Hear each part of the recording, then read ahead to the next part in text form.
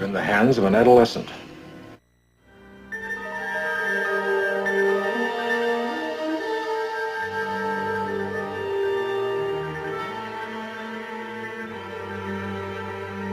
mystery. I don't like mysteries. Your belly ache. I gotta kill you right now. Aye, sir.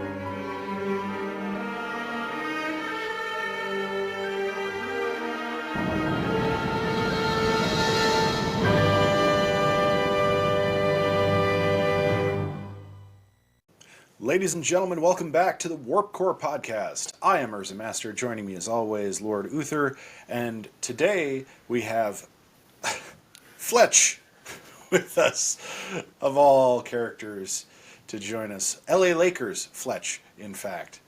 And we couldn't be talking about two more apropos to that episodes of Star Trek, the original series today. Very exciting to talk Catspaw and I Mud. A couple of tropey-laden episodes that we can't wait to crack into. But as usual, here on Pending Rebrand Network's Warp Core Podcast, which you can keep up to date with us and all of our archive and all of the fantastic Pending Rebrand content by hitting that subscribe button. Make sure you click that notification to stay up to date with us. And dive into our archives. We've got a lot of great episodes. This is episode 47 of the Warp Core Podcast. We've been at this a while. We have a lot of great Treks. So if you are a Star Trek fan, or if you're just cracking into the Star Trek universe and you want to learn a little bit more, we have great insight, a lot of background, starting all the way back with the 79 classic Star Trek The Motion Picture, up through today's episode of Star Trek's The Original Series. I'm not going to give it any more watering down. Fletch, why don't you give us some background on the ever-inspiring Catspaw? Thank you, UrzaMaster. Thank you, Lord Uther. Thanks to you, Trekkies, who have stayed current and are maybe just joining us on our 5-year mission to seek out new worlds and new civilizations and to boldly go where we have never gone before. And I want to give a shout out to my editor, Frank, and my research assistant, Larry, because I could never get my work done as a crack investigative reporter without them. So, we are October 27th, 1967, the Halloween episode, specifically the episode shot, edited, directed, and planned to air the weekend leading into Halloween in 67. We know this because they keep reminding us of that every 4 lines in the episode. In case you missed it, friends, this is the Halloween episode. And they definitely got their money's worth as far as that goes. I love a good scary story. How did Star Trek do in delivering one? Well, it wasn't for a lack of trying. We have our returning champion, Joseph Pevney, directing. We have Robert Bloch. This is the second of 3 episodes that he would scribe for the original series. You will remember him from our Warp Core Podcast number 32. Go ahead and check that archive. Circle back and see how we felt about his first Star Trek story, What Little Girls Are Made Of. And let's remember that Robert Bloch was a novelist and fiction writer, in addition to his television duties. And he originally wrote Psycho, which Alfred Hitchcock memorably captured with Norman Bates and Mother, and then spun off its own universe and licensing deals thereabout. But Mr. Bloch gave us Psycho, so he's the right guy on the typewriter for an episode such as this, and he based it on his short story from 1957, Broomstick Ride. Now, this was actually the very first episode that Ensign Chekhov appears, but because they were holding it to Halloween, it actually ended up being the 7th episode that was aired. But this was the first episode that he was supposed to make an appearance in. And you can tell because the lad needs a haircut. Walter Coing is just, it's out of control with these late 70s Beatles, Monkees, mop top. Maybe I'll get my wish in a future episode, but for right now, his hair is getting second billing every time he is on screen. So yes, Halloween. So what do we get? We get ground fog, which I'm always partial to from those Hammer horror movies of the 60s and 70s. It's not fog that's at waist high or even eye level, but it only covers your ankles. And so I've always loved that, tiptoeing on the moors. I'm a sucker for it. I mean, give me ground fog and I'm in. We have witches, sort of Macbeth, Clash of the Titans, the Stygian witches, briefly. And even their sort of high-pitched vocal cacklings, which took me a second to sort of adjust to, I'm down with that. Because they're creepy looking and they're eerily lit. And you can't quite make out exactly, are these things, physical, corporeal, hallucinatory. So the episode starts promisingly. And then, alas, we introduce my favorite four-legged mammal, the cat, in Catspaw. And everything just slowly heads for the litter box as we go. Basically, we have a setup where Sulu and Scotty have gone missing on an away mission. So naturally, the three most senior members of the Enterprise crew, Captain James T. Kirk, Lieutenant Spock, and Dr. McCoy, all beam down together to find out what's going on. So now we have 5 key personnel on the said planet, and we actually leave the Enterprise. Assistant Engineering Chief DeSalle is in charge of the Enterprise, and I mean, good for DeSalle, really. I mean, I love the idea that this is a meritocracy and it's his time. He's the next man up. But it was just as soon as I heard that, Assistant Engineering Chief DeSalle, you're in charge. Like, what? Is that how the phone tree works in the directory? And to his credit, exactly. Poor Sulu doesn't get to call the shots or Uhura. To his credit, he does a serviceable job. He doesn't crash the ship. He doesn't fly off into some emotional torrent. He's measured. He issues orders. He seems to know the basic workings of a starship. So good on you, Assistant Engineering Chief DeSalle. I never get tired of saying that. I believe he was played by Michael Benner. So good job on that performance there. But what we have is a couple of, again, godlike beings. I know UrzaMaster mentioned tropes. And here we are again with beings that seemingly can reconfigure matter and reality and environments and everything. So again, the Enterprise is forced to match wits with people who clearly could just snap their fingers and turn them all into newts or toads.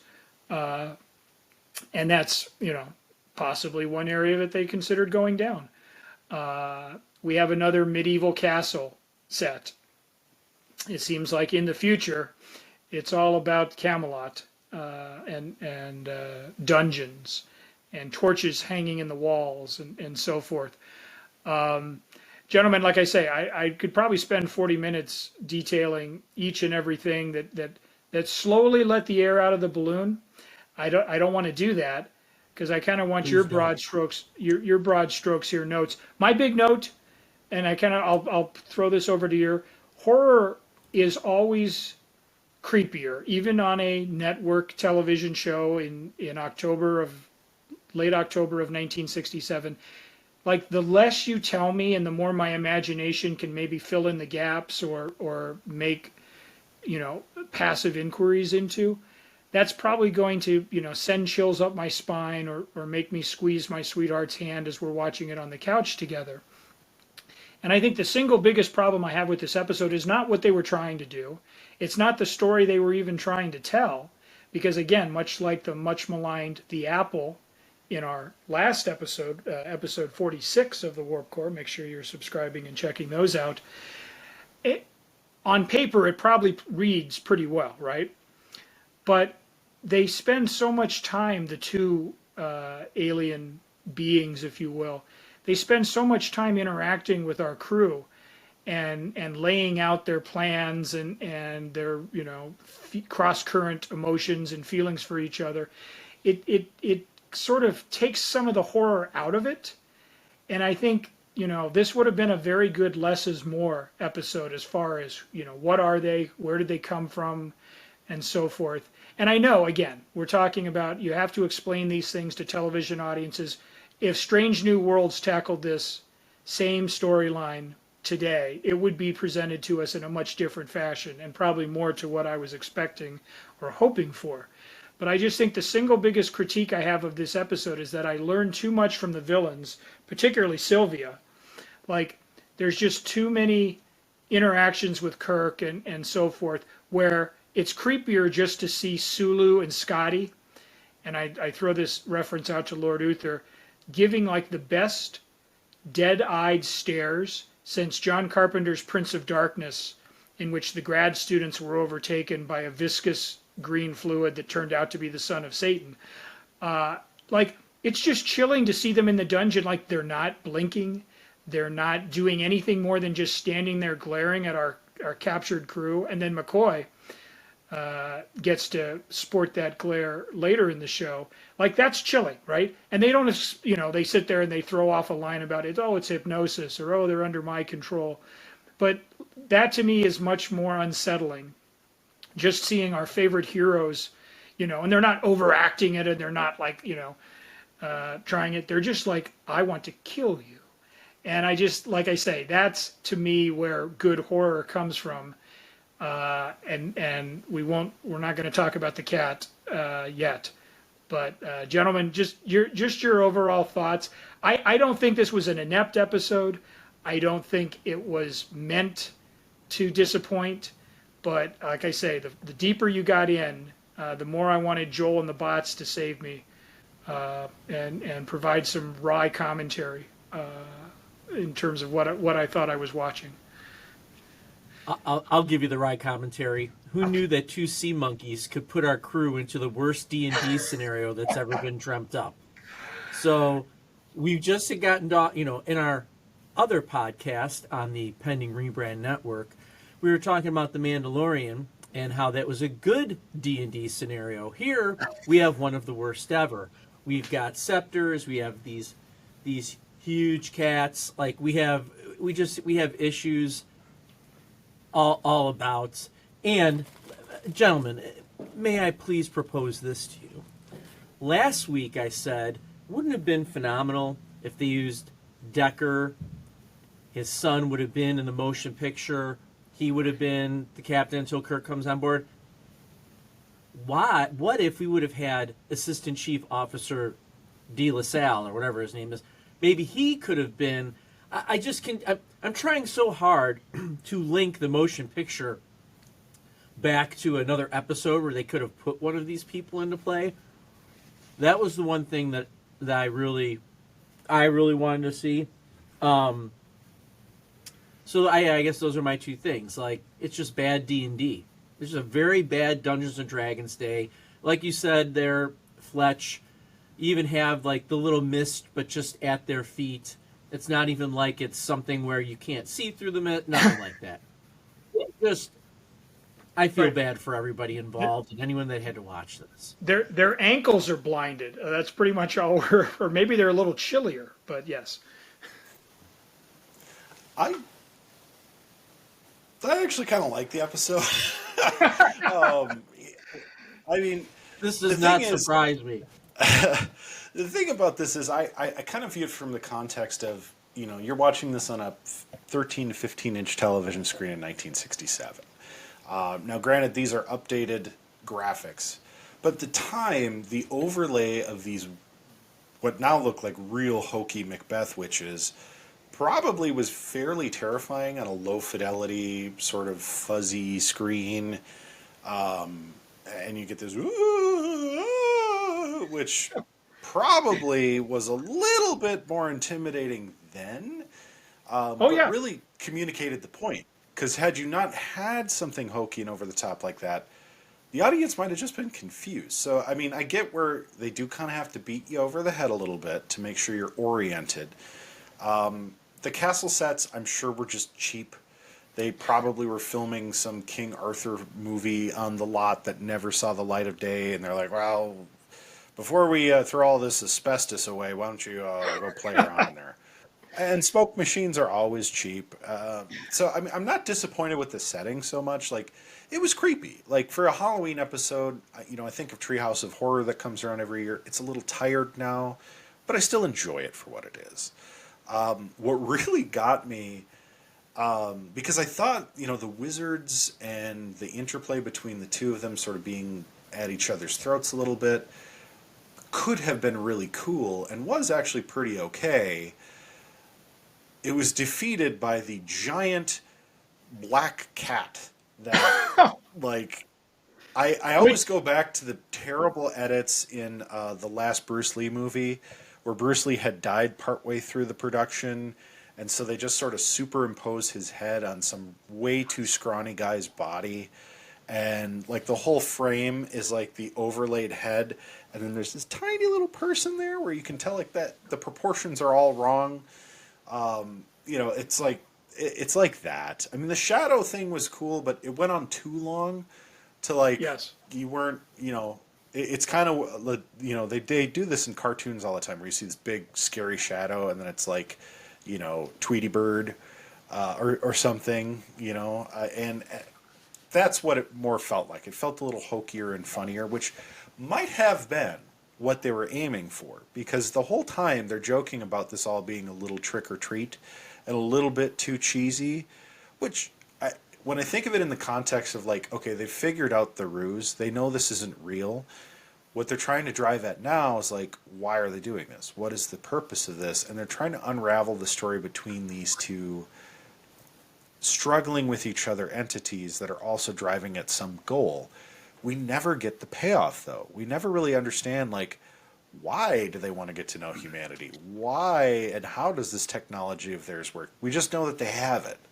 And that's where I think the big failure is like, if we had some explanation of, we're from another galaxy and this is the first portal we got through brought us here and we're trying to figure out what your galaxy's all about, and, I know they give us a lot of their plan, but like if they had given us like some kind of a denouement where instead of, everybody dies kind of thing, like if you would have just given us like, we don't look anything like you, we're of a species you couldn't interpret or understand, so we're giving you this medium that you can understand it, like a Q episode, it would have been much better.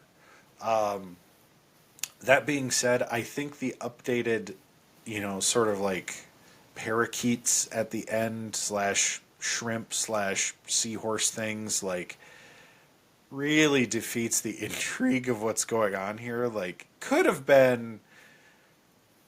It takes me back to the 1997 re-release of Star Wars, where all of a sudden there's all these goofy things all over the screen that were never there before that actually interrupt the shot at times. And it's like, what? Why are you obscuring the speeder with some computer generated thing that shouldn't even be there? And that really, like, that was the thing that really kind of ruined this for me in terms of the updated graphics. Was it really detracted from what was probably originally also hokey, but maybe didn't distract you as much.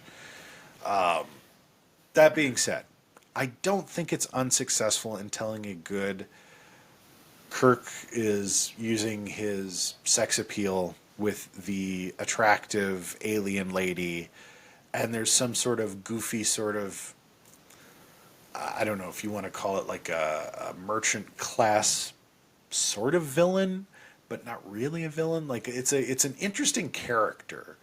And that, I think, redeems this episode a little bit, is that the characters are kind of compelling. And what they can do is kind of intriguing. They just couldn't find a way to sort of tie it together and make it interesting. It was a little trick or treat. I would be remiss if we didn't mention such classic moments as a mighty wind blowing.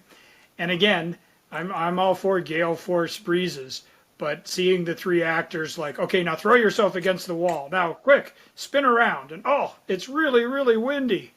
So that was my first sign of trouble. Bad stage play is what it is. In that one there. I would say we got a little bit of the tail of the tape at the end there when Kirk and Spock have to fight off the hypnotized crew members. Kirk takes out both McCoy and Sulu all by himself, leaving Spock with Scotty, and once again, poor James Doohan spends an episode getting tossed hither and thither, and so on there. Also, I don't know if you noticed, but in the dungeon scene when they come to get Kirk to go talk to Sylvia, like, Doohan's got a phaser and so forth, and they kind of brush up against each other. Kirk gives Scotty a pretty good shove, and I mean, it's kind of like, whoa, hey, and we'll throw a flag. So I don't know if that was just, a bad day on the set, or they were just, Shatner really wanted to sell it, but there's a little bit of like, wait a minute, this thing could get ugly, truly. Because I keep looking for those moments where he and George Takei, like, I keep looking for, like, is there anything in the show that, like, I can tell where, like, they couldn't stand each other? I haven't found it yet, and I'll keep looking. I don't know, Ursa, you are generous to a fault with Star Trek as I am with Star Wars, and that's why I love you, and that's why I love these shows. The shadow play, I mean, I guess my problem is that I've seen about a dozen Mystery Science Theater 3000s where that's what you had to do, right? You couldn't actually make the giant cat. We don't have ILM. And as much as I love, having them around the house and caring for them, cats are a tricky thing to make as a villain. I mean, one of our beloved Cinebits, pending rebrand, we just covered recently Stephen King's Sleepwalkers, in which cats play a prominent role.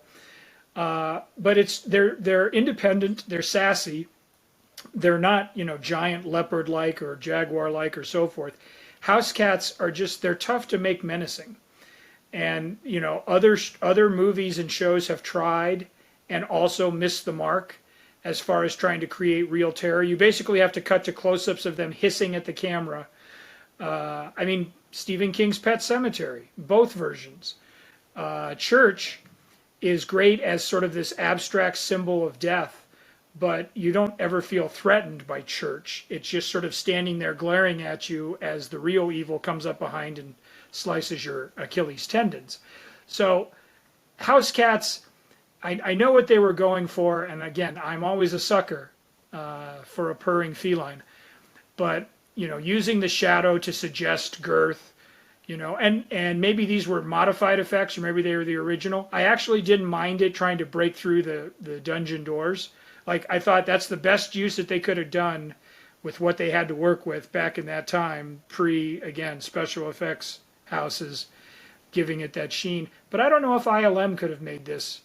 It's just tricky. I would have liked it better if it was just, yeah, she can assume feline form, but then sending her off in a villainous rage there at the end. Yeah, it's like paper mache heads in the apple of snakes. Like, I just think they bit off a little more than they could chew. For a Halloween episode, they threw everything at us but the cauldron, the smoking that they would stir there. But I mean, I'm not ready to throw it out with the potions. I like what they were trying to do, but boy, they fell short in terms of the execution. And I kind of feel that way about season 2 so far of Star Trek, is that we've had, for the most part, even the bad episodes, we can see what they're trying to do. We can see where they were aiming for. And yes, some of them so far, Who Mourns for Adonis, The Apple, Catspaw, they have missed the mark, but that's not for a lack of effort or hustle. So I'm not going to, we're not into we're just phoning it in for a paycheck stage yet.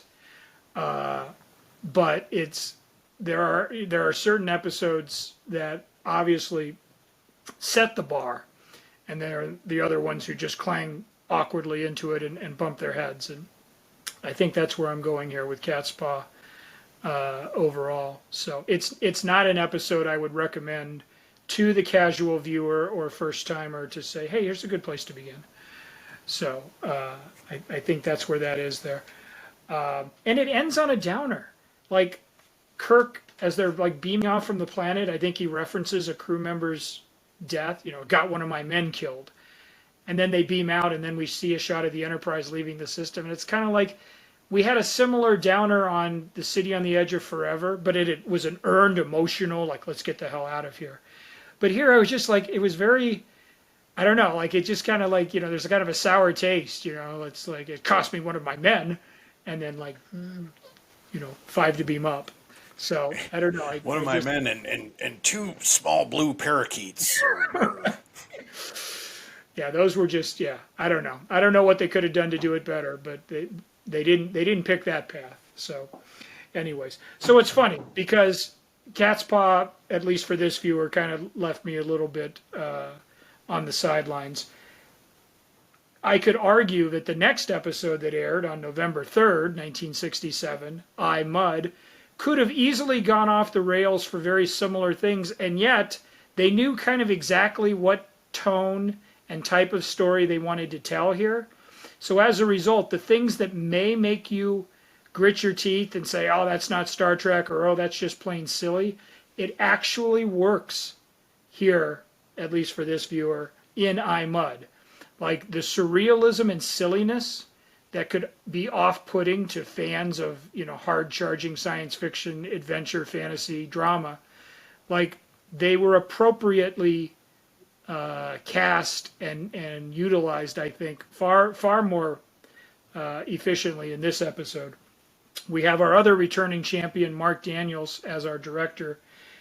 We have a first-time writer, Stephen Kendall, with an uncredited rewrite to David Gerald. Now, we haven't talked about David yet because his big episode is still awaiting us on season 2, The Trouble with Tribbles. But he had already turned in that script for The Trouble with Tribbles when this episode was ready to go into production. So he did an uncredited rewrite of this one. And if you know David Gerald's style from, again, an episode we have yet to discuss, you know that he kind of tries to take things at a right angle. And he's kind of like that writer Darren Morgan, who worked on the X-Files and Millennium and so forth, where his episodes, like Clive Bruckner's Coming Home and so forth, like they were always like the strange X-Files episodes in a good way. They were always like quirky and kooky, and they had outright humor laced within them. They weren't Monsters of the Week, and they weren't the mythology episodes. They were just strange, beautiful, weird moments. And I think David Gerald is going to fill that role for us here on the original series. So knowing that that was his preferred way of storytelling, that he likes to kind of keep things a little bit tongue-in-cheek, lighter, more frivolous and fun, that helped me get through some of these elements that we're going to be talking about here. Gene Roddenberry, of course, he loves Harcourt Fenton Mudd, and so he, wanted to do a follow-up misadventure with that character whom we had originally met in season 1 with Mudd's Women. And so we had the return of Roger C. Camel as Mr. Mudd in different circumstances than we first met him, and I think this is actually, it helped me warm up to the character more. Like here we had schemer, here we had I'm gonna stab you in the back at every turn, you better watch me, and then sort of forced to pull in with the Enterprise crew when he realized he had been betrayed. This is another episode of Androids. I think it's more successful than Robert Bloch's What Are Little Girls Made Of from season 1, which was in episode 32 of the Warp Core, which, again, check your local listings and hit your subscribe button. Because these androids, I don't know, Norman, which could have been a Psycho reference, or at least a precursor to a Psycho reference. I like how he was portrayed. not just from a performance standpoint, but in terms of, how he was able to articulate, the Enterprise battling smart artificial intelligence. Again, we've seen it, but I think Norman was more than formidable for what we had to do here. You guys start to take us down these various trails. I enjoyed Mud a little bit stronger than Mud's women for me. I liked returning to the character, and this is kind of what I always imagined him to be, a scoundrel, not really somebody that you take seriously with your life, and the Enterprise crew reacts to him in such fashion, like, oh, come on, you again? But just enough to screw up your plans and maybe put your ship in peril and your crew in peril, just because of their single-minded greed and narcissism. So, what did you guys think of iMud? It was nice. It was a great follow-up to Catspaw. I actually really enjoyed the episode. All things considered, it was a very clever use of the Spock logic trope that, anytime they encounter a species that shares Spock's love of logic, they have to use Spock to sort of use illogic or dislogic to undo whatever, hijinks they got into. Harry Mudd is a great character. I mean, he's not quite a villain. He's a little too goofy to be a villain in the original series, and I sincerely wish they could have used him more, because I think he was the Q of the series in terms of at least that characterization. Is not quite a villain, but enough to sort of spoil the day for the Enterprise, which is always a fun, sort of almost non-canonical way of injecting some energy back into the season. And I feel the same way a lot about the Next Gen Q episodes. Sometimes they really felt like they didn't fit. They really didn't do a whole lot to develop whatever arcs were going on for the characters on the Enterprise. It just sort of gave you a fun little play to watch, because that's what Q's all about. And this is what Harry Mudd is all about, and Trelane and some of these godlike beings that we've encountered several times that make this series compelling. I also love anytime they bring androids in, there's some nuance or some capacity to them that is beyond what you saw in other shows at the time. I always go back to Twilight Zone and the robots there, where they're either learning to love or they're just robots that don't feel and somehow put you in danger. These are robots that are truly trying to understand and actually help humanity, and they're giving you like the pleasure machine, that you have to try and overcome, and it ensnares Uhura to an extent. And Kirk is kind of the one who realizes the situation, and though emotionally driven, ends up being the most logical. Even Spock at one point is like, there is actually quite a bit we could gain by remaining here, but does it actually further anything? That's sort of the dislogic part that is almost overseen there. But it deepens all of the spectrum of characters that we love from the main crew. It gives them all sort of a snapshot of time where you kind of get at the inner workings, what they're thinking above and beyond the line of duty. Uhura is tempted by eternal life. Chekhov is, I don't know why they keep sticking him into these little romance games, but let's be honest, he's sort of a young guy, probably got a little too many of those post-teenage hormones running through him.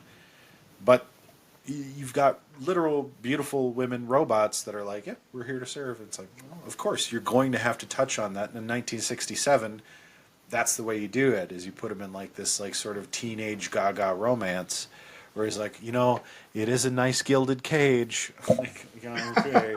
I like that they didn't do that necessarily with Kirk.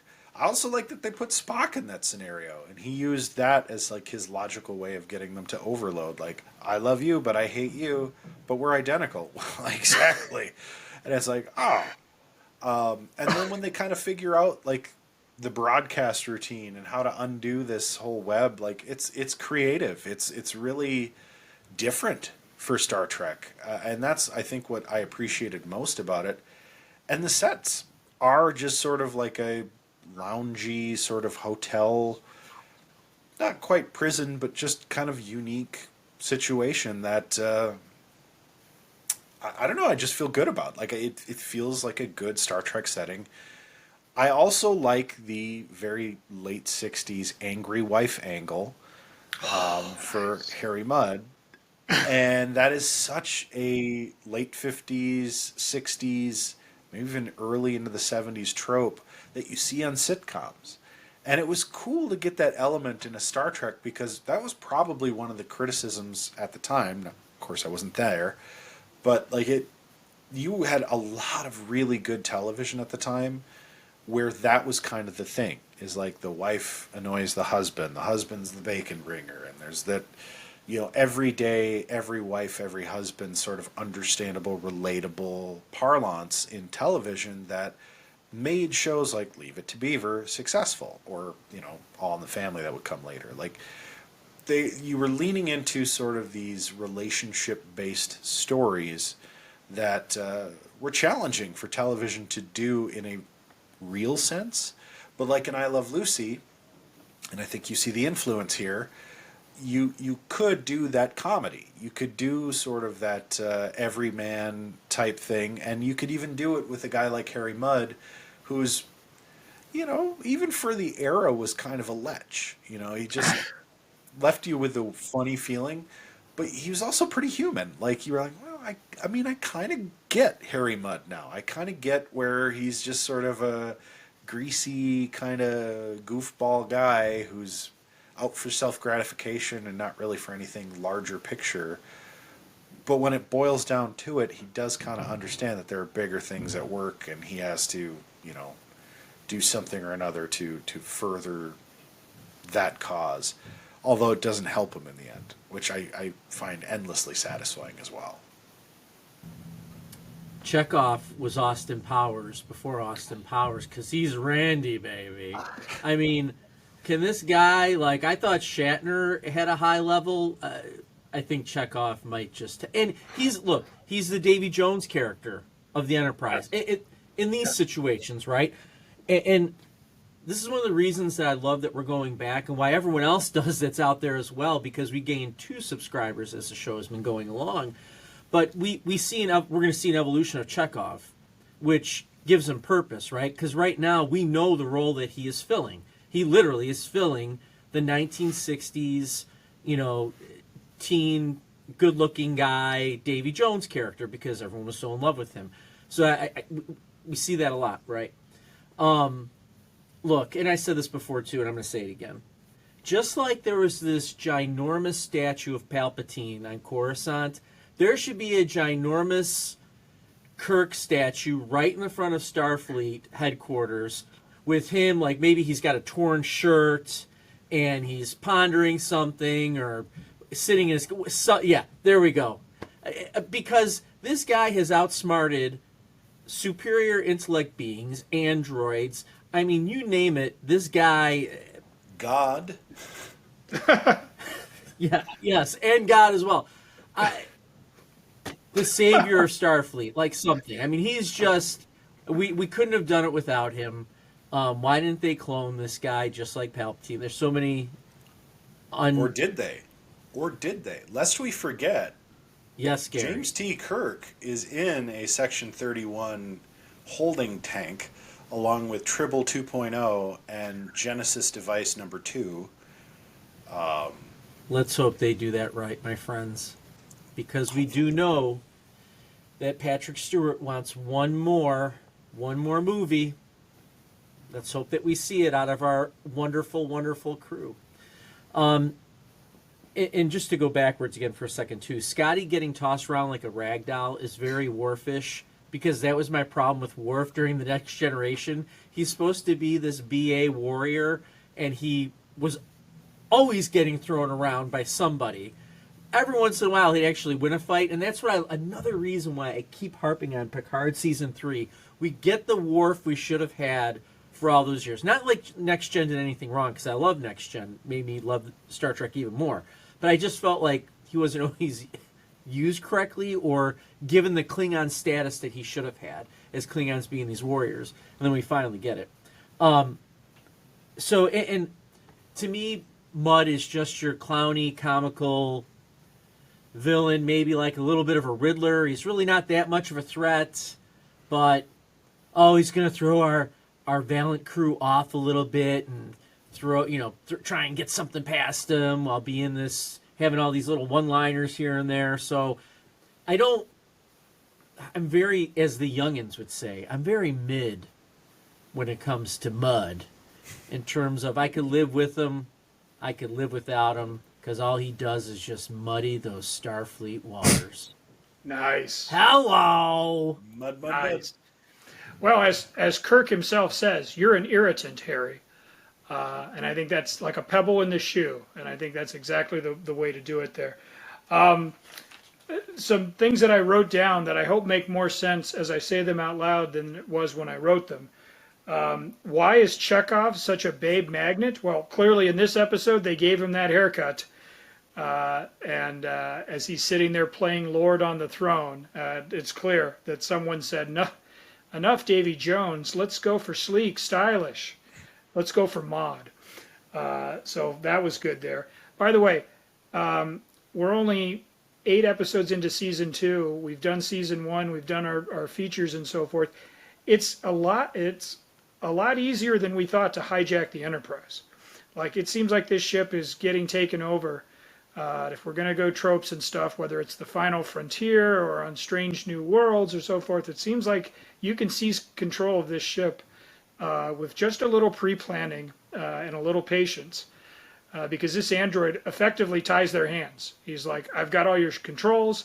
I've put a bomb in the system. You don't know where the bomb is. If you try to deactivate it, you're going to blow up.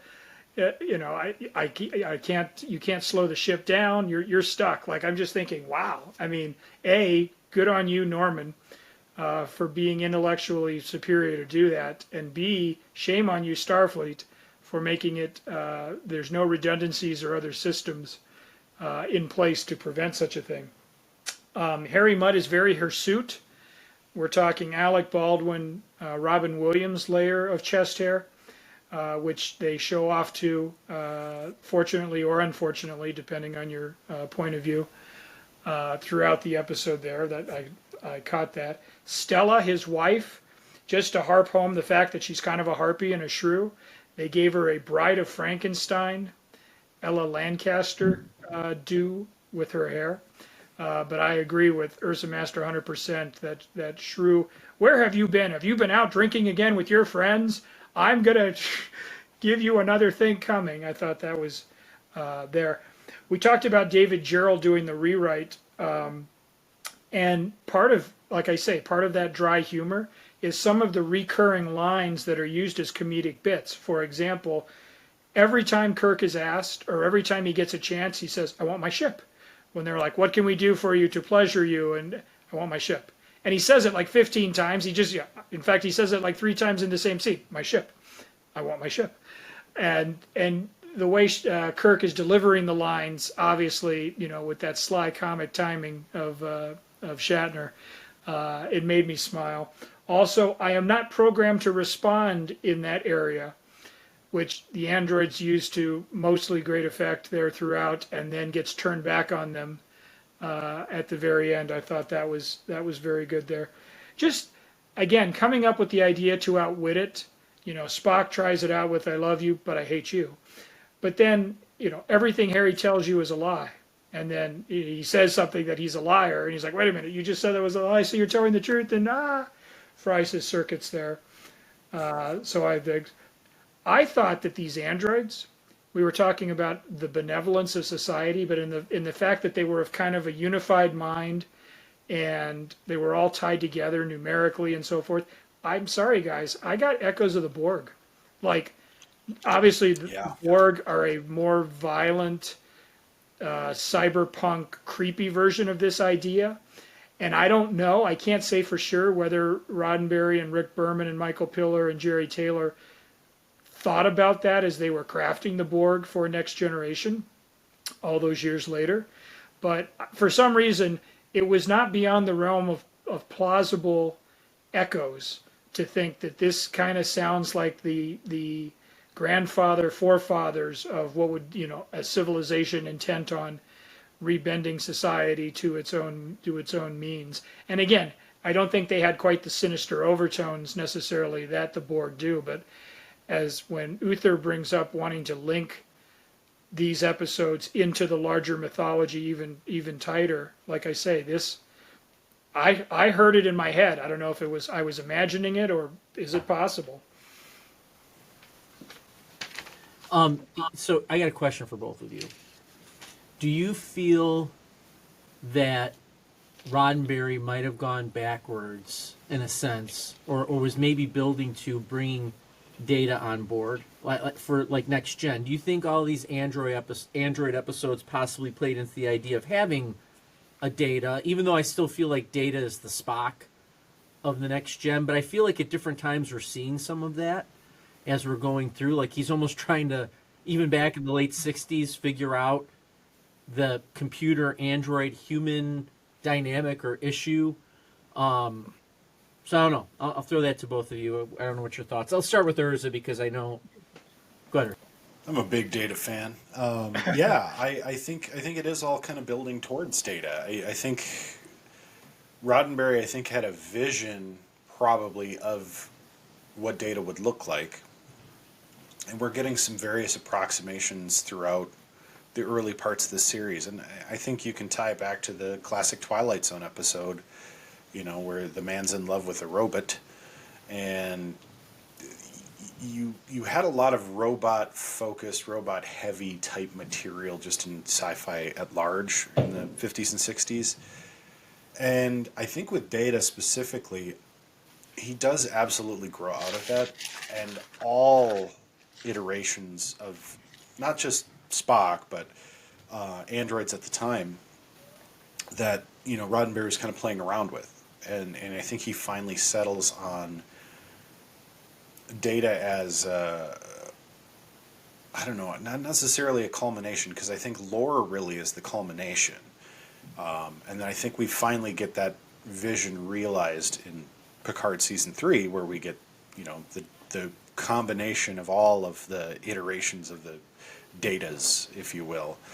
I think one of the unique things about how they keep going back to this android well is they're really fleshing out this idea of just artificial sentient life, and they're trying to find a way to articulate that these machines were designed to, it's the machine scare, the computer scare that was really starting to come on hot late 60s, early 70s, that they were designed to help us, but they could usurp us as well. They could take away our freedom. They could imprison us.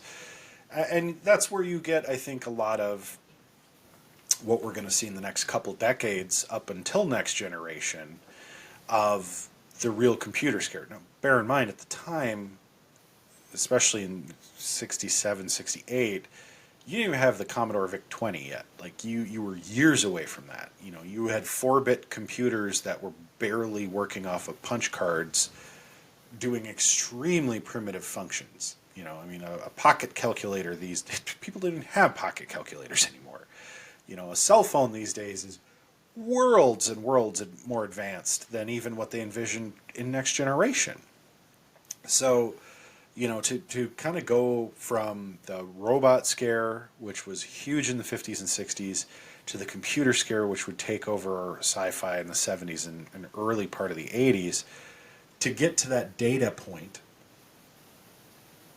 if you will, is I think Roddenberry's vision of this utopian future where technology and peaceful humanity can coexist. And there's going to be some combination of subservient technology and sentient technology that we have to get used to. And we're actually seeing that in society today, which is the crazy part. What I was going to say, we're living it, right? We're stepping into it And I still, like I tell my students, I even tell my kids all the time, like, I can't imagine when you're my age what it's going to be like, what you're going to see. It's incredible. Yeah. So As mean, long as I I think don't have we've to got- put those silly visors on, like that Apple and Meta is the trying to little sell. protector helmets. Yeah, those little things where it's like, yeah, I mean, if we can do it without that, that would be swell.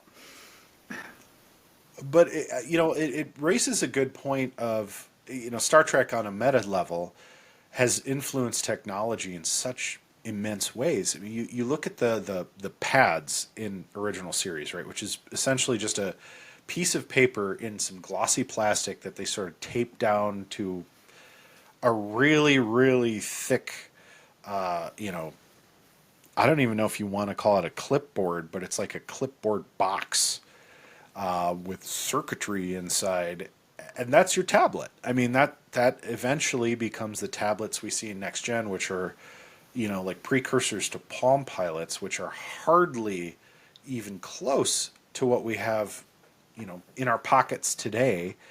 Let alone, the idea in 1967 that you could have something that just took down written records or audio records.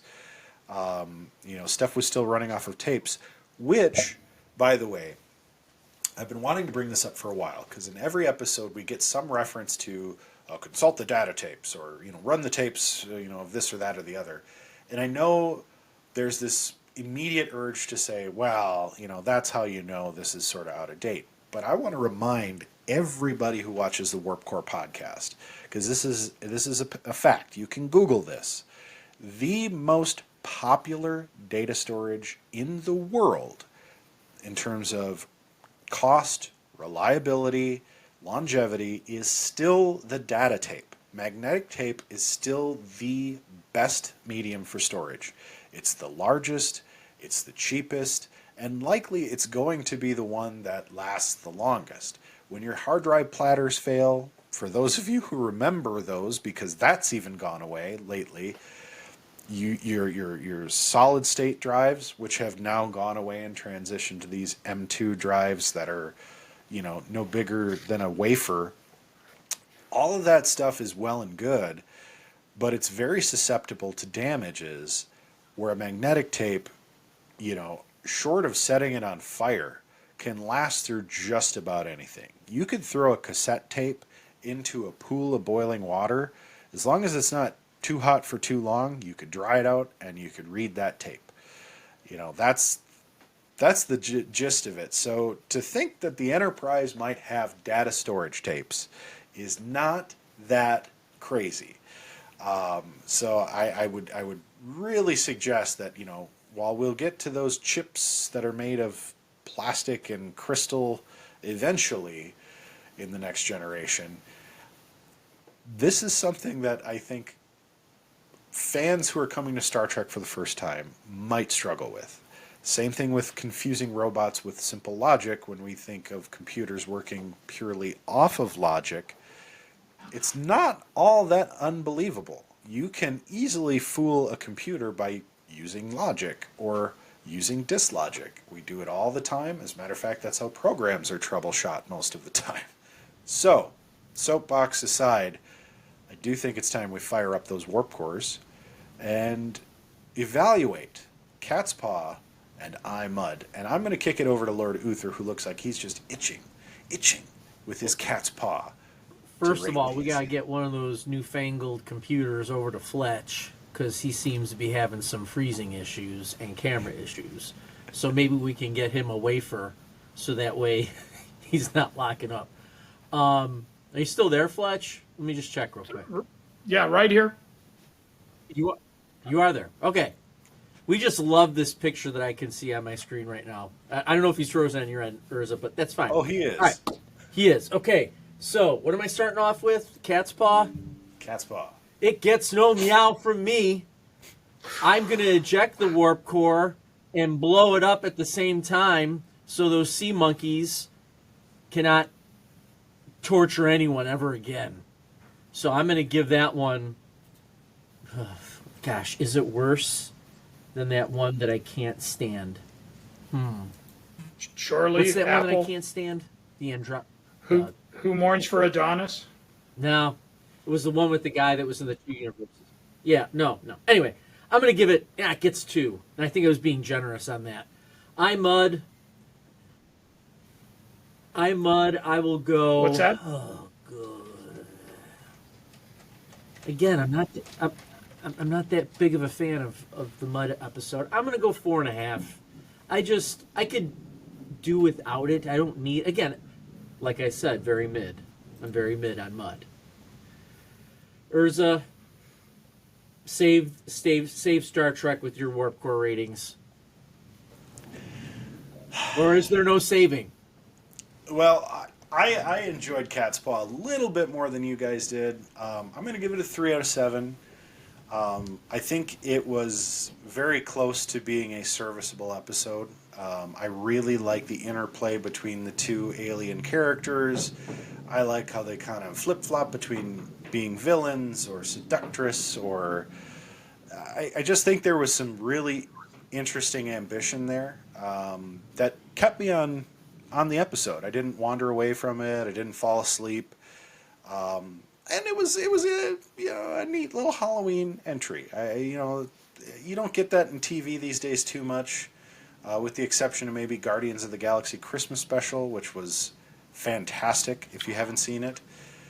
So yeah, I think a solid 3 out of 7 there is fine. I actually really enjoyed. This was an episode that really got me going. I don't think it's a 6 out of 7, but I'm going to give it a 5 out of 7. I do think it had some opportunities. It was a little meandering at times.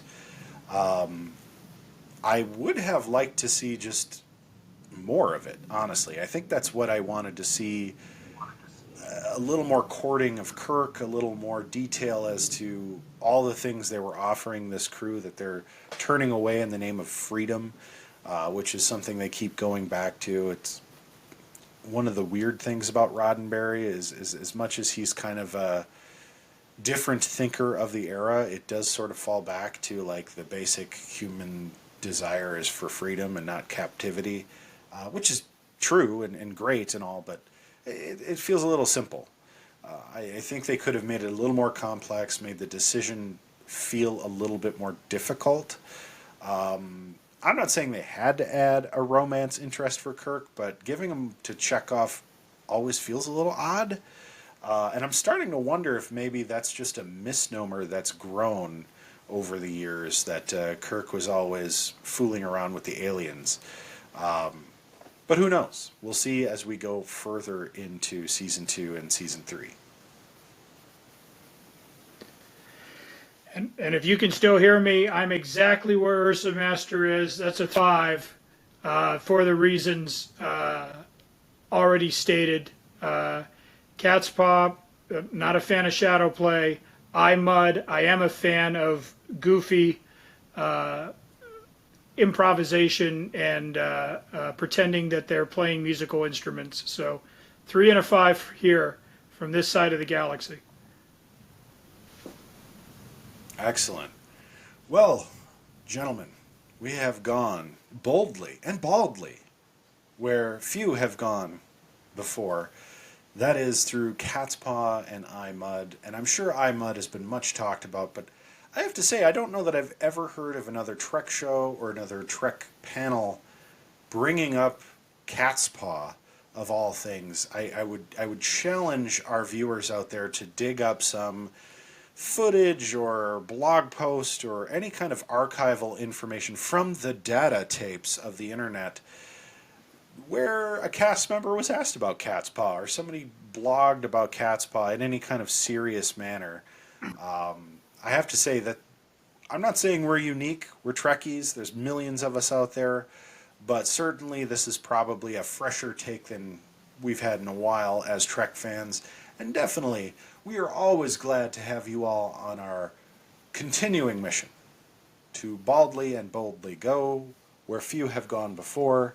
If you'd like to continue with us further from our 47th episode and beyond, hit that subscribe button, hit that notification button. Make sure to stay up to date with all things Pending Rebrand. And don't hesitate to go out to pendingrebrand.com and check out our tertiary content from none other than our favorite APC here, who's been putting out some really compelling stuff. And live long and prosper.